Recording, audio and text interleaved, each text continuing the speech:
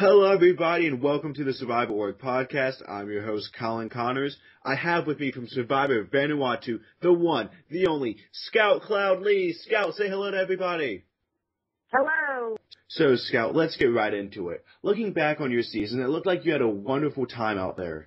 I did. It was a real, I'm still the only person who lives in Oklahoma that at the time that has been cast on that show.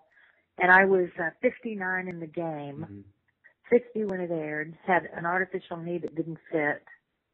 Wow. I was really, and it was hard for me because I was voted most athletic. Hang on a second. How quiet, you guys. Mm-hmm. I've been an athlete all my life, so it was really, really hard to be in a game and not be able to be athletic. Yeah, I imagine. Because of my knee, and I knew, when hey, you guys cut it out. Come on, let's go. When they cast me, they said, well, you're older than everybody. Hey, how are you going to do it? And I said, well, they're going to kick my butt, those young kids. But in the social game, I'm going to kick their butt. So you knew early on that it was a social game?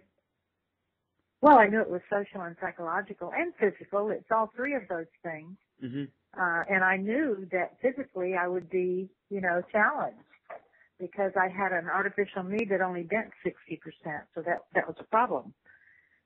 But I also knew, I've been a corporate coach forever and ever, amen.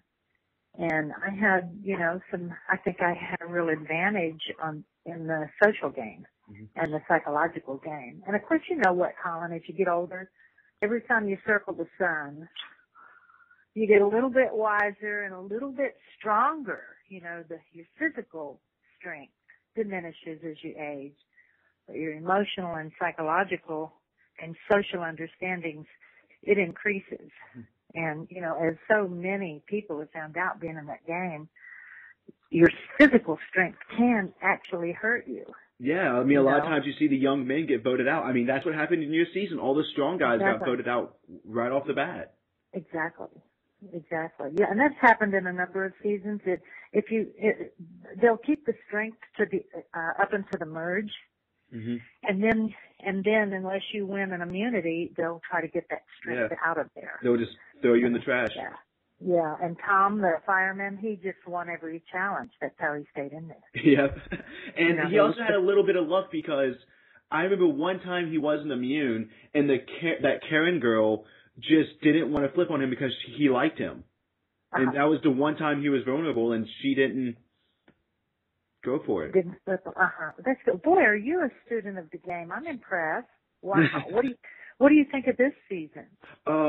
I like it for entertainment, but I am not the biggest fan of the fans versus favorites setup, and I think this past episode kind of showed why. Because you see a very smart player like Matt, who would do really, really well in a normal season, get taken out early because people that have played the game before can identify him as a threat.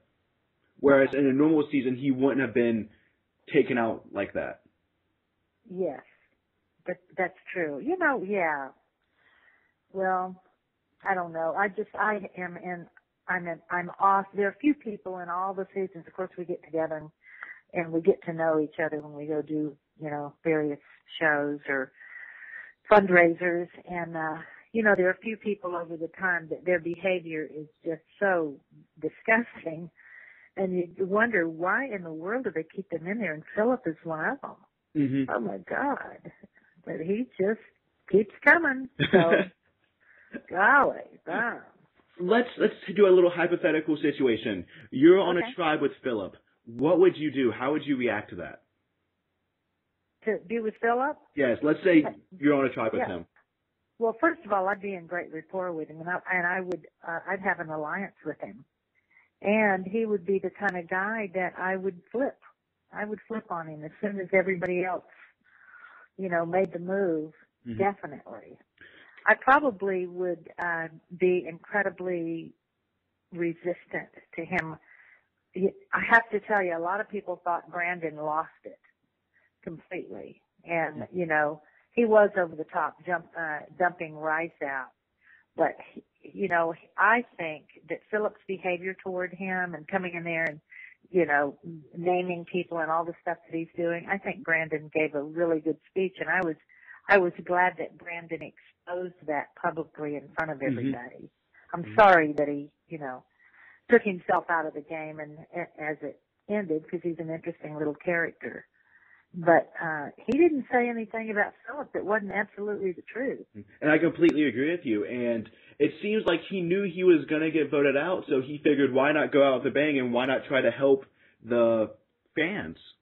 Yes. I mean, as he said, he was the captain of his own destiny, and he's going to catch crap for that. I felt sorry for him after his first season because I'm sure you watched the finale, and his Russell. mother, his own mother dissed him at the finale publicly in front of millions of people, and that's going to be a hard one to ever get over. And then I'm sure Russell just, had to come to Jesus talk with him many times, but.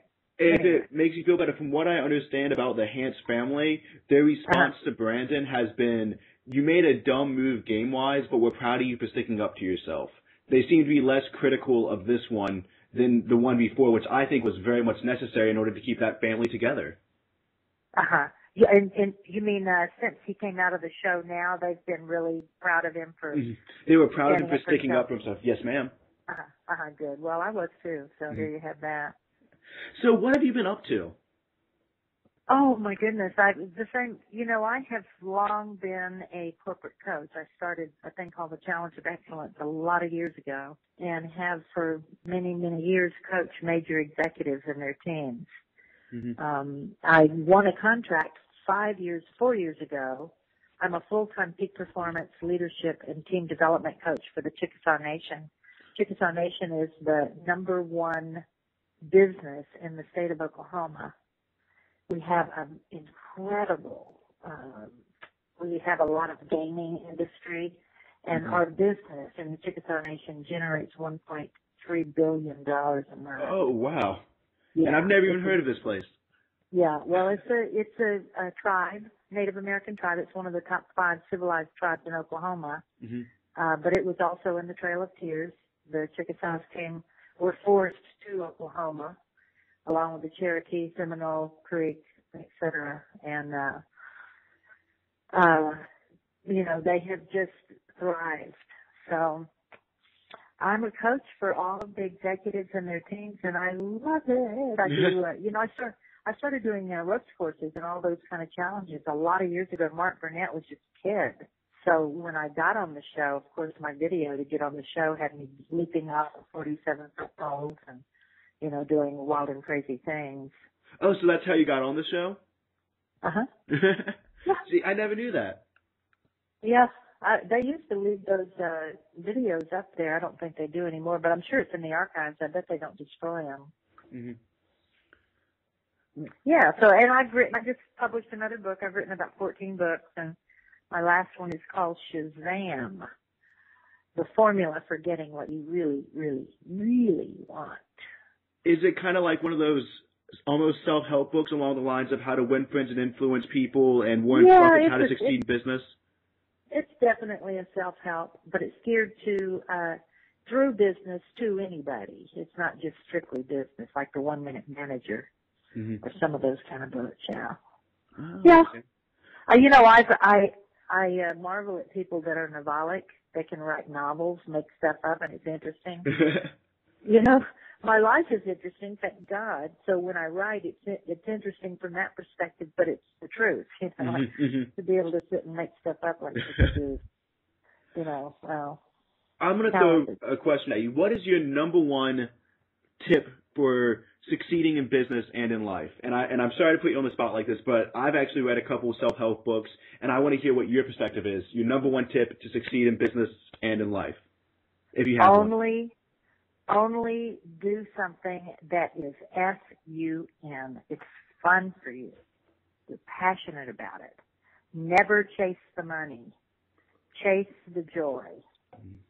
Chase the passion. At the end of the day, you've had so friggin' much fun, you can't believe it. And in essence, you feel as though you've never worked a day in your life. Of course, you do have to do, like me, I have to pack my props and get all this stuff ready, and some of it makes you sweat. But I still love it. That's the main thing. I mean, if you're going to be successful in anything, you got to love it. I mean, love it deep down. And that's that. And, you know, secondly, and this is so fundamental on Survivor, you have to have alliances, period. You know, the world is about relationships, whether it's your intimate relationship or your business relationship, whatever it is, that you are out there winning hearts and influencing people. People always say, well, the number one problem in business is communication. Well, no, communication doesn't mean anything. We instant message and text and Facebook, FaceTime, and all kind of emails, phone. We do all kind of ways that we ebb and flow information. But what is intimate and what makes information flow good is that it flows back and forth inside of quality relationships. And, you know, on Survivor, I did not like my alliance. I didn't like the people. So I didn't like them. Mm-hmm. I loved them. That's different. But I had a heart feeling, I had compassion and human understanding. But no, You don't have to like people, but you do have to be in rapport with people and work together. You know, you have to. So, yeah, let's relate this back to Survivor. You first find out you're going on the show. What was your strategy going into the game? Well, that I knew that I was going to be a very good tracker. That means that I'm going to friggin' pay attention. I'm going to notice every little nuance in things. And that's, you know, people show up, Colin, they show up being themselves. I trust everybody to be themselves. And then I pay attention to what that is. So if you see it once, put a red mark on it. If you see it twice, it's a pattern. 3 times, it's a habit. 4 times, it's compulsion. 5 times, obsession. They're going to do it over and over. It's like Philip. He can't not be that idiot that he is. I mean, that's it. And people have said before, you know, my strategy was to go into there, and I wanted to play with integrity, because what you get out of Survivor at the end of the day is a reputation. Mm-hmm. Period. And the money comes and goes. We made good money, yay. If you're a good speaker, afterward, I still make money speaking. That ebbs and flows, but what doesn't go away is your reputation. And if you're a lying little cheat, you know, if you're a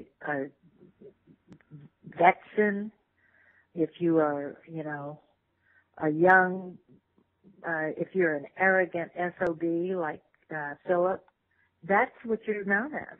Period. That's your reputation. So I definitely wanted to come out of the show with a reputation of having integrity and for leaving it in the dirt, you know. Even though I didn't have a great physical game because of my knees, I still got out there and I did everything I could to kick ass. What were some little things you noticed about people that maybe we as viewers didn't get to see that helped you, you know, figure out who they were? Well, one of them is Dolly, was a gal on our show. Yeah. And she would flip-flop. Almost any time you'd ask her something, there's a little pause in front of the answer, and she would go either way with anybody. And I just said, when I first noticed it, just sit back and notice it with other people, you know. And a person who, she's cute as she can be, but if a person doesn't come forward and present themselves right up front, then they're going to flip. You know, It's not reliable. So I just noticed it. I could trust her to jump back and forth across the fence. So that made her a very viable candidate to lead the show. Well, what role did you play in getting her voted out? Well, to get together with everybody and, you know, this is what's going on. And we all talked about it. I never brought forward a person to vote out myself. I stayed under the radar at that level. People would say, you know, damn it, Scout, why didn't you just tell those young people what to do? Or, you know, I was a good builder, and I knew where to find food and how to start fires with your hair and other stuff. And so people said, why don't you tell those SOBs out there? And I told them I'm not going to tell them anything. I'll show them. Mm-hmm. You know, I'll get out there and build a fire. I'll build a hut. I'll find food. I'll tell, you know, and in doing that, you know, I'm going to gather everybody's opinion. Even though I'm very strongly opinionated. But in the world, it's really important to get information from everybody else first, because then that allows you to present your side or your pitch into the vein of what they're interested in, if you understand what I'm saying. Yeah, kind of like a king getting information from all of his advisors and then making a decision. Thank you. That's it. That seems like a very logical approach to the game, and it clearly paid off. Yeah, I knew if I got to the merge, I'd be okay. So, yeah, let's go back even to the start of the game. Jeff Probst divides you into men and women. What was your thought on that, and were you scared? I was ecstatic. In fact, I think that my casting, I almost got cast for Pearl Island. But then they knew Vanuatu was coming up, and they were going to use a men's and a women's tribe. So they saved me for that, to come in to be a women's tribe, because I knew how to build, I knew how to find fire, I knew how to. You have to have some woman that knows that stuff if you're going to be stuck out there, you know, for 15 days or so without the merge. Yeah, so I was happy about that. and I find it funny because I talked to Twyla recently, and she said she was so scared and she thought she was going to go home early. Meanwhile, you, kind of like the yin to the yang of that relationship, was excited to be men versus women. Yes, I was. And you know what? Twyla was the one person, Twyla and Amy and Leanne, the four of us had an alliance. Leanne moved off her alliance, and that's why we had to get rid of her. But Twyla, I made an alliance with Twyla, and I stuck with it throughout the entire game. Twyla can annoy the crap out of you. but she's also, she's a very, very good person and a hard player. So I just made it a point to, align with her early on. And I stuck with it right to the end. What attracted you to Twyla, and did you know that you two would be able to work well together?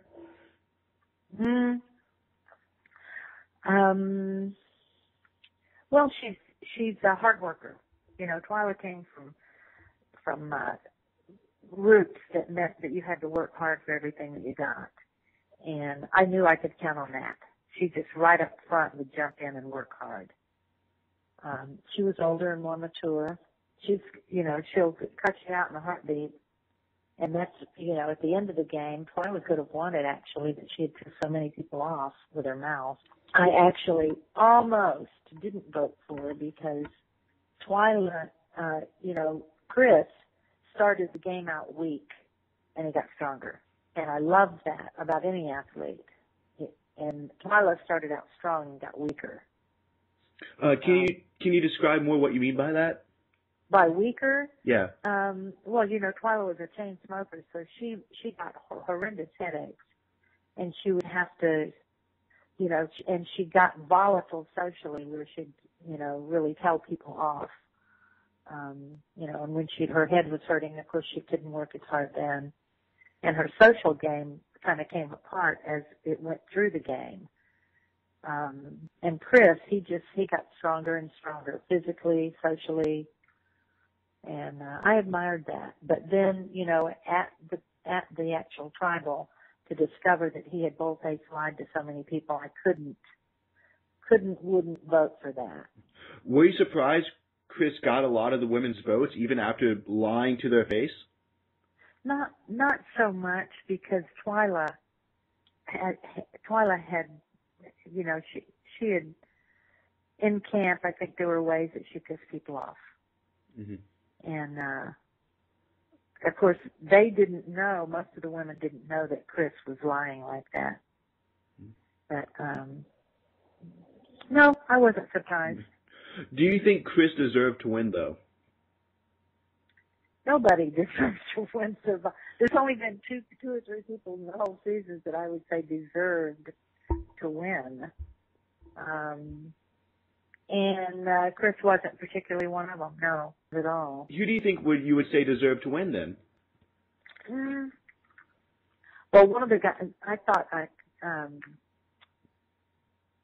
crap, I can't think of his name, has one leg. Chad? Chad would have been a wonder. Of course, everybody knew that. He had grabbed the sympathy vote, but he was such a nice guy, and he worked in camp. He did great in challenges. Those are the kind of people I would have loved to see win the game. Mm-hmm. What do you think about Richard Hatch winning that first season? Wasn't that something? Mm-hmm. Would you say he deserved it? Because I don't know if you know this, but you and him have something very in common. What's that? You are both corporate team leaders, because I know Hatch did the same thing. Oh, yeah, that's correct. Yeah. Well, I tuned in the third episode of the first season, and then I haven't missed an episode since. And I thought, because of his getting naked and all the stuff that he did, I didn't know that he would hold true, but he was able to form an alliance, and he kept it. He was a strong, physical player, pretty much. And the other people in the game, it's hard to remember that first season, really, but Susan and Rudy. And Kelly? And I forgot the other gal that came in second or third. Kelly? Season. Yes. Out of all of them, Richard, he deserved to win. He was a good strategist. Richard was a very good strategist. And do you know him? Have you met him yet? I did an interview with him about a month ago. Okay. He's incredibly smart. Oh, yeah. He was one of the few people that I was talking to where I was like, oh, God, I felt I could, when you meet someone that's so much smarter than you, you can feel it. You just know instinctively, and they're a league smarter than you. He's someone who I talk to, and just from the beginning of the conversation, I was like, oh my God, this person is just ridiculous. Yeah, well, he's a smart cookie. It's interesting to me. He hasn't been. I hope someday he's vindicated in whatever way.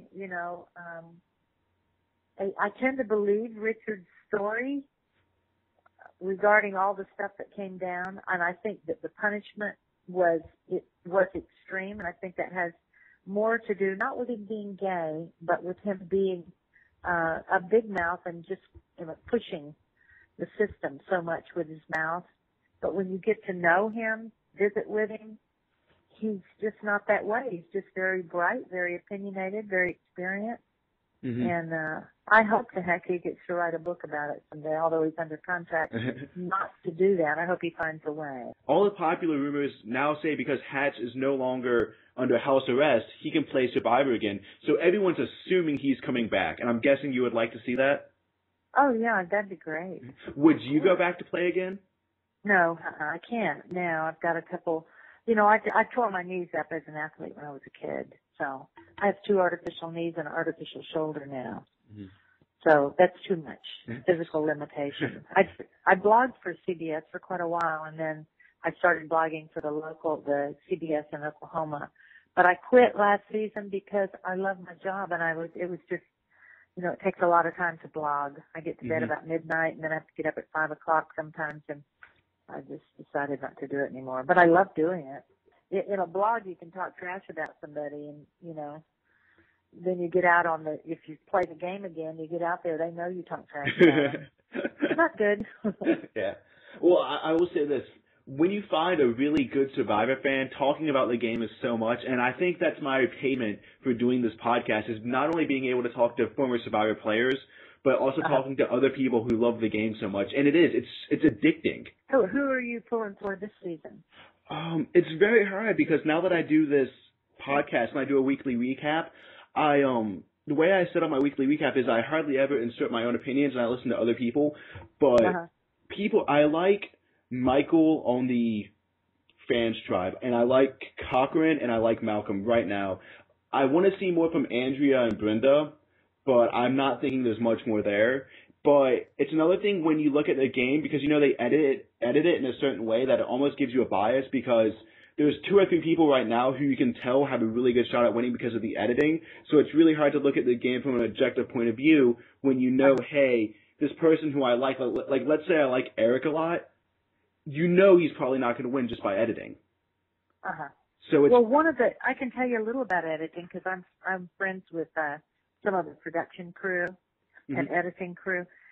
300 times, when Steven Spielberg films a movie, he drops 12 times more on the editing room floor than he shows. 300 times more in Survivor. Oh. Because it's a social documentary, and there are 4 to 14 cameras on you at all times, and 100 plus or so at the tribals and the challenges. There's just millions, it seems like, cameras. The footage and the editing has got to be excruciating, almost amazing to me. It was one of my real interest points. But here's what you can know: a person who's getting a lot of airtime is either popular in their meanness, like Philip, or they're going home. Yes. You don't want to get it too much airtime because it means you're probably on the chopping block. Well, what I've noticed, sometimes, oftentimes the very first confessional, if you get the very first confessional after like the episode break, like after the main intro, and you're not like a Philip or like a main character, that's a very, very bad sign for them. Thank you. Exactly right. Yeah. I've noticed that happens a lot. Like I remember in South Pacific when they voted out Papa Bear, it was previously on Survivor. Then it showed them going back to camp, Apollo going back to camp. Then it did the intro, and the first shot was Papa Bear randomly talking about something, and it wasn't even that important. And I was like, uh-oh. And then when I was interviewed Jonas, I even mentioned to Jonas, I knew the episode he was going home because after the intro, it cut it to Jonas just saying, well, look at me, I'm making breakfast. And I was like, uh-oh, he's He's toast. That's it. Yeah. So, yeah. Well, some people, Jerry came out of. She was wounded by Survivor the first time around, and she came out saying it ruined my life. They edited me to be bitchy, blah blah blah blah. But I'm going to tell you something. If it showed up on film once that you see it or twice, it was in camp 50 times. I mean, you can't so much. That big edit people can be who they're not. So would you say editing is fair most of the time? I do. I think it is. It's one of my main interest in coming into the show is to take a look at editing and see if they were editing characters to go to be a certain way. You can't talk to the producers. The only person you can talk to is the one producer who has leading questions, and you have to. The only thing that they lead you to say is, if they'll say, for example, what happened at Tribal? Those are the kind of questions. They don't ask questions that lead you to make opinions and take sides. Mm-hmm. So what happened at Tribal? And they want you to say back to them, at Tribal, blah, blah, blah. And that's basically the editing. That's basically the only thing that is directed, in a sense. So was anyone during your season given an unfair edit, or was everyone portrayed accurately? I think it was all really accurate. Rory, they could have portrayed him even more accurately. He was a screaming big mouth. He played to the camera a lot. When the camera came around, he raised his volume and strutted around a little bit. He always did, but that was Rory. That's him. I mean, I'm sure he does it in life as well. I thought it was pretty true to form, really. I wasn't surprised at anything. Mm-hmm. I'm sure I've heard people say that they felt editing really ruined them. And Survivor's been really hard in the lives of some people. Mm-hmm. It's hurt them. Yeah, that's kind of my thing is when you go into Survivor, though, and this is actually a problem I have with not really the show itself, but people going into the show. I mean, I remember hearing an interview where Malcolm said that half the people who he talked to didn't even see really the show before going on. So it's like, why would you allow yourself to go on something and be in the public without knowing what you're getting into? Because anyone who watches the show knows that you sign a contract, and that contract says Mark Burnett can do whatever he wants to with your image. That's true. He can do anything he wants to. He owns it. They're guiltless, blameless, and shameless on that end. Mm-hmm. So yeah. You know what I think though, Colin? I don't think we think we know what we're getting into in life, whatever it is, but you don't know till you get in it. You don't. And I found the production team, camera crew, they were extraordinary. I mean, they hurt themselves sometimes running over lava, leaping canyons, etc. They're phenomenal. So talented and kind. John Kerfoffer that leads the Dream Team, he's an extraordinary human being. And I found basically the production crew and editing crew and all those people, they were great human beings, period. Mm-hmm. And I can't imagine that they would do something just to hurt somebody. Mm-hmm. That seems to be my thoughts on it too. Is that even with the Jerry edit, like you said, she still had to say all those things, and that's something else I've heard people who kind of complain at the people who complain about their edits is that if you like Colton, he had to say all those things in order to get that edit. Exactly. He had to say the comment like, do you know any, when Jeff Pope says, do you know any African Americans? And he said, well, my housekeeper. He had to say that. They didn't pull that out of nowhere. Exactly.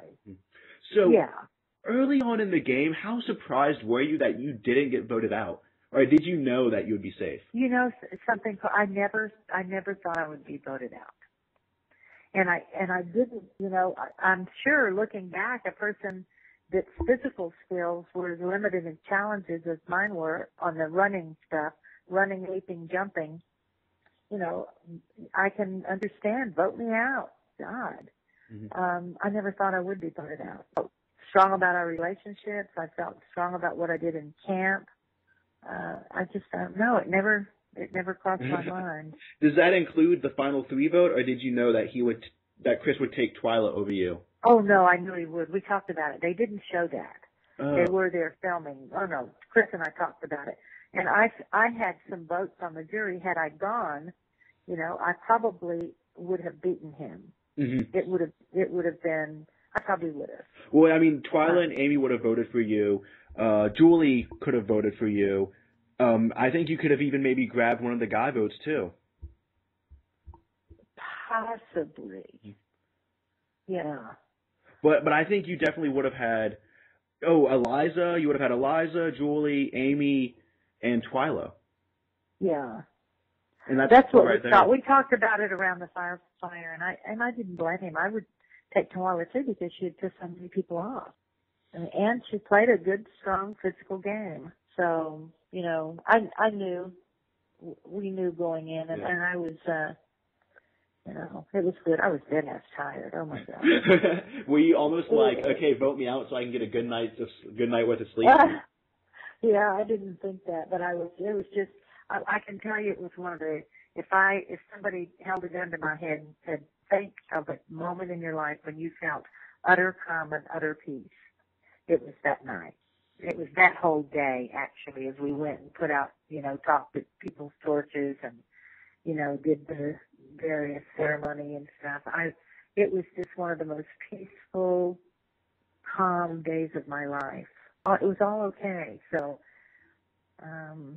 yeah, I don't know. The other day was the International Day of Happiness. I don't know if you knew that. Oh, I didn't know that. Yeah, the March 20th, it was declared by the United Nations last year, and this year was the international, 190 countries signed on, and there were all kind of celebrations. Too bad it didn't come over ABC, CBS, NBC, but anyway. So I happened to be with a group of executives, and I started the opening thing is for all of them to just go around and identify a moment in their life where they can point to and say, I was truly happy in this moment. And needless to say, there were mothers who the birth of their first child or, stuff like that. But the same thing with peace. That was just one of the most peaceful days of my life. You were the first openly gay woman to play Survivor, correct? Yeah. What impact did you have on the LGBT community? I don't know that hopefully I'm a good model for them. Let me tell you how that happened. First of all, Jeff Prost is the one that kind of outed me at the finale. I don't know if you remember that. No, I didn't. I didn't watch the finale in preparation for this. Yeah. Well, the thing is that nobody said throughout the whole season of the game that we played, didn't say, are you gay and here's your girlfriend. I know Annie, my bestest friend, came out there. But I was placed there at the finale when Jeff said, well, how is it being gay in Oklahoma, blah, blah, blah. He said something like that. And I moved to the point of just saying people in Oklahoma were incredibly loving. Mm-hmm. And, I moved past that. I got a ton of interviews after that. And, but you know, the funny thing, Colin, is I've never even stopped long enough to consider myself as being gay. Mm-hmm. You know, it is a box. I much prefer relationships with women, and I've had them all. And you know, sex with men is fun. Mm-hmm. Life with a man is not. And it's daily, the day in and day out in life, you know, that's the most important. So I don't know. That question. I never want to put anybody off because I am omnisexual, truly, all of it. You know, it's just open-hearted, loving, and you know, I'm so glad that this country is finally turning to open up to gay marriages. Well, it's not happening fast enough, in my opinion. No, it's not happening, but it is happening, and it needs to. And to that extent, I will stand up and you know claim rights for everybody. But I don't go around pounding my chest saying I'm gay. Well, it sounds to me like you don't like the labeling aspect of it. I don't like labeling of any kind. What I don't like is that in some way is, you know, it's, and it comes from my age group, I'm sure, you know, because it just wasn't something that was talked about. If somebody asked me if I am in love with so-and-so, or am I in a relationship with a woman, or all of that, I'll say, yes, I am. And I will be open about it. Amy and I talked openly. She at the time was with a woman. I don't think that got on film. Maybe it did, but Amy told me, because I actually interviewed Amy and Twyla 2 days in a row. Then a week later, I'm interviewing you, which I find that awesome because I've never spoke to anyone from Vanuatu before. But Amy did tell me that she was in a relationship with a woman at that time. But I feel like she's almost like you in terms of sexuality, that she doesn't want to label on it. Yeah, and it's, you know, I will, if I'm in a group of gay people and that's important to them, I'm happy. Label. But generally, you know, labeling, I think it does narrow the field. And then there are times that you step out and, you know, I will gladly, if I got a phone call and somebody asked me to make a stand in behalf of the rights of gay people, move over. I'm on my way. I'm coming. Because I believe in the human rights. And it's just insane that we would, here's what, in fact, I did go on a show, you don't even know this, and it was called, I don't know, something about reality gay, I can't remember, but anyway, people that were gay and had been in reality shows did this show. And what is the name of that? Real Gay, something like that. You might have to look it up. It's been several years ago, but anyway. We all met out in L.A., blah, blah. And I went on that show because there are people, it's the whole religious front of people that try to make a stand that biblically, that gay is an atrocity and a sin. That is so silly. Jesus never mentioned it, for one thing. So all the what Jesus do people shut up. That where it's, and I have a theology degree and I've been a biblical scholar for years, and the only place that, quote, gay in that way is mentioned is a bunch of priests and ecclesiastics making rules for themselves, and we now know they needed them. I make a good living, and I do a lot of it in training executives in our gaming industries. We have a lot of casinos. And, of course, somebody said, well, I'm praying for you, Scout. You work in a den of sin. I went, first of all, thank you for the prayers. It's always nice. Secondly, what you're over there going to your Sunday meeting learning about, what would Jesus do, I'm out there actually doing it. Because every person that walks through the door of any of our businesses, and yes, there are a lot of casinos, they are panhandlers, prostitutes, addicted to nicotine, alcohol, gambling. The list is long. And all you people over at your church, you can pray for those people and you think they're sinners and horrible. But what I understood that Jesus talked about was that we treat everybody with love and respect. And that's what we do, all of our customer services. Every person that walks through our door, they may be a drunk prostitute with a cigarette in her mouth and headed to her gambling addiction. She walks through the door of any of our businesses, we treat her like a VIP. We probably know her name and call it. And we get her a drink, we get her whatever she wants. We help her to the bathroom if she needs it. We treat people with dignity and respect. Mm-hmm. And so while people are off on their, religious tangents, condemning everybody, there are those people that are just out in the world loving each other. And I think that's more important because that actually leads to results. Hello. Mm-hmm. Yes. So let's change the focus back to the game. I noticed on your camp, the women's camp, and on the men's camp, there was this divide between young people and old people, and it happened in both tribes. Why do you think that happened? Yeah, that was interesting, wasn't it? Because it doesn't always happen that way. Mm-hmm.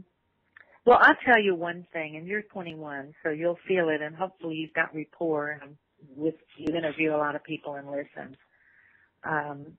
That, as you get older, you do get more grounded, and you do typically get stronger in a lot of ways. And I think that's part of it. There's just a rapport piece that you're more settled. You talk about things, and young people, they talked about their music and things that are really important to young people. It's a natural rapport piece. Unconsciously, you're going to probably be in rapport with people that are, interested in the same things you're interested in. I guess that's why that happens. I don't know. Mm-hmm. But since you had a women's camp, I got to open the doors for my dogs there. We had, the older people were more competent. We had experience in building fires and building stuff, and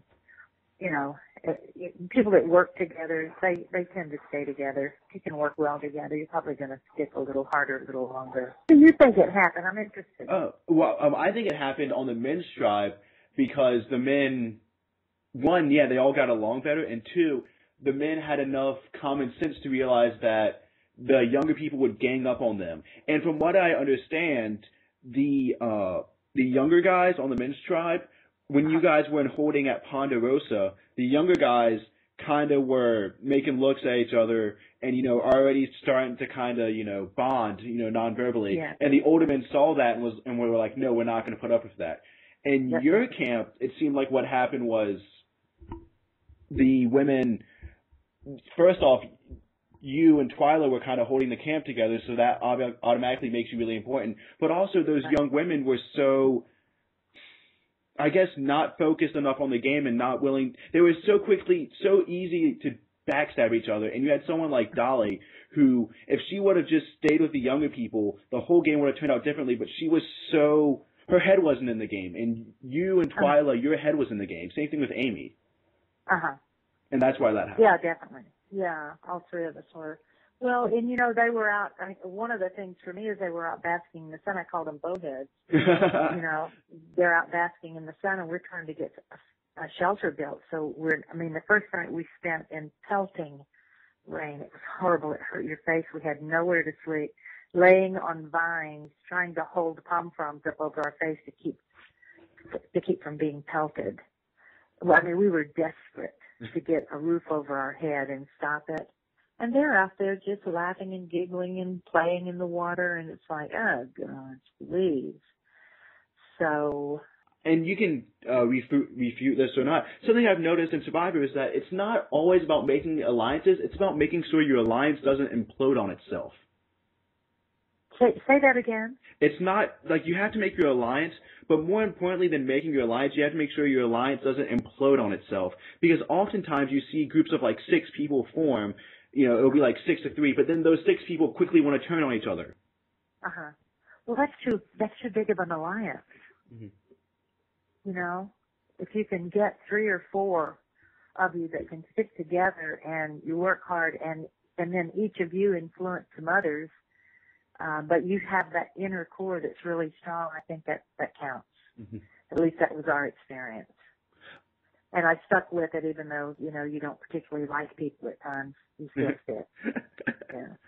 So what role did you play on getting Lisa voted out? Getting who voted out? Lisa. Yes, ma'am. So the mother of six. I did That's not. who you're talking. Yeah, big gal, dark hair. Yes, yes. Yeah, I tried everything in the world to not get her voted out, and I didn't vote for her to go out.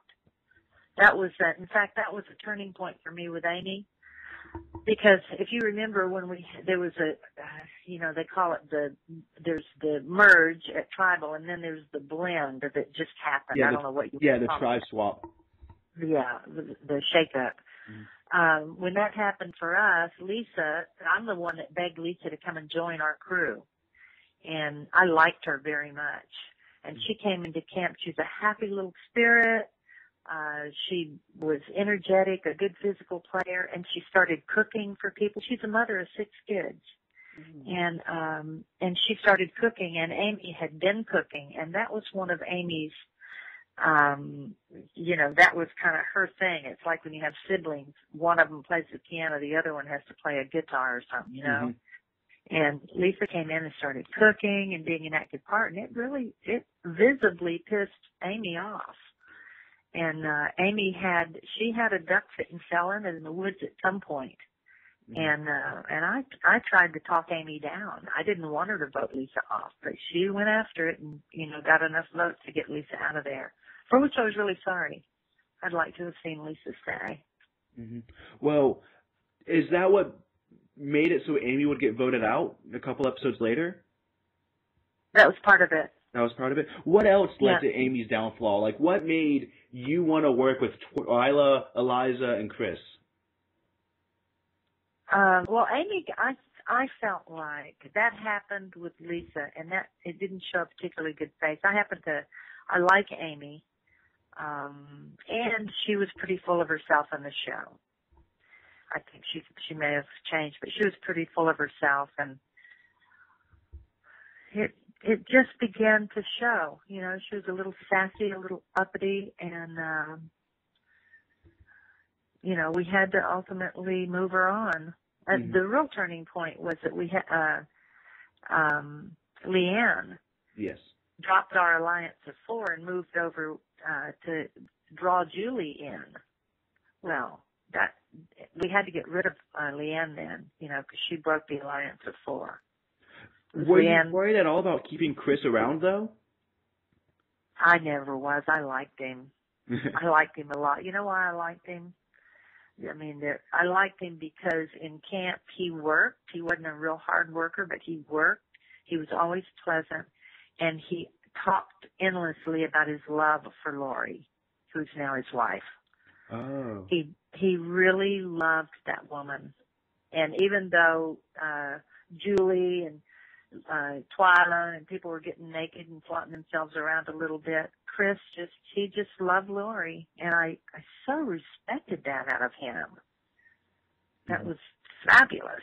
Well, from what I understand, the night Leanne went home, part of the reason why Chris didn't get voted out was because you girls felt bad that Lori had lost the challenge for Chris. Yeah, I don't think I felt so bad. I didn't feel bad. I didn't feel bad about that. Mm-hmm. No, I genuinely liked Chris. So, mm-hmm. In fact, up in the front of the game, I was one of the ones that really wanted him to stay in. Oh, yeah. I was wondering, why was Chris never targeted when it went Rory, then Serge, then Chad? Why wasn't Chris ever one of those 3 that went out like that? I wasn't over there watching them make those votes at the time.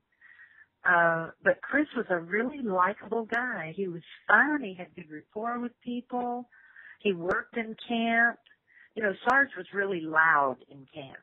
Mm-hmm. He got a big voice and he sang a lot, and it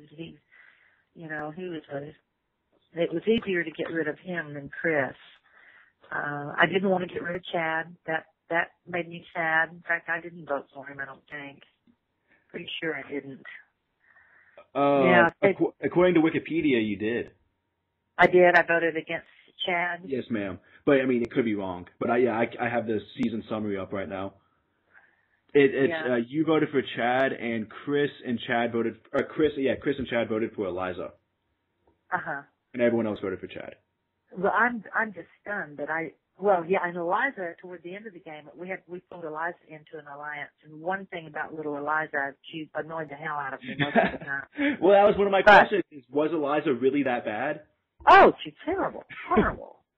Blah, blah, blah, blah, blah. I mean, it's like, Colton, it's like, and blah, blah, blah. It was just, oh, God.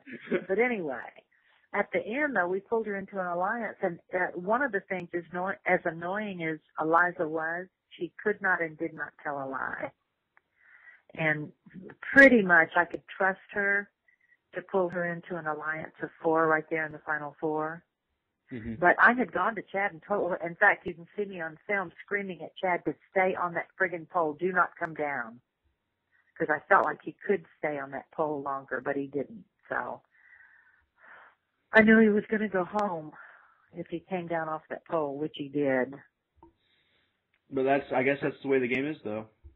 When I interviewed Amy, she said that on the way to the tribal council where Leanne got voted out, that she looked over at you and you kind of gave her a dirty look. Do you remember that? Who is this? Amy said that when you guys were going to tribal council the time Leanne got voted out, that Amy looked over at you and you made a face at her and you kind of were like, did that happen or? Well, it could have. I'm not going to deny it. Yeah. If you're going to vote me out, I might just make a bad face at you. Yeah. Sure. So I think Amy was, I'm pretty sure Amy did not vote against Leanne. No, man. That was a real big surprise for her. When Leanne went out, Amy knew she was next. Mm-hmm. So, there was that little period of time in there where that alliance that we had with Amy faltered. Mm-hmm. Did you think getting rid of Amy was the right move? Yeah, I do. Did you make any mistakes? Do you think you did? Oh, Colton, I'm sure I did. Mm-hmm. We all make mistakes. And I'm not Colton, ma'am. I'm Colin. Colin, I'm sorry. Well, you mentioned Colton a minute ago. We started on him. I got my mind stuck on I am much nicer than Colton. Colin. It's quite all right. Poor Colton. His mother rebuked him at the final thing, too. That was mean. Well, my mom would do the same. Huh? Would probably do the same thing if I did that during the game. If I acted. See, my mom wouldn't care if I, played the game, but the stuff he said was just so unnecessary. Yeah. And honestly, I really didn't like it because Colton was supposedly this huge super fan of Survivor and has seen every single season. But he should have known that even if you would have made it to the end, you could be the smartest person in the world, but if you're mean and you're a bigot, you don't win at the end. That's why Russell didn't win. The villains hardly ever win at the end. Yeah. Amen. There you have it. It's all true. So what was your best moment we didn't get to see on screen? The moment I didn't get to see, okay, I want to tell you, it comes right to the surface immediately, is that Rory started, when we blended and he and Bubba came over to our side of the camp with the women, I noticed him raising his voice when the cameras coming around, strutting around, and I had stayed up to kick the fire quite a bit, and he started trying to carry rocks for me. He'd root me out of my job and try to take over.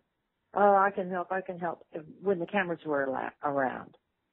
And that really irritated the hell out of me. And I had a come to Jesus talk with him. He got really pissed and screamed at the women when they thought they were going to do something. He said, you ought to be afraid of my black ass. And he, threw the F word around a little bit.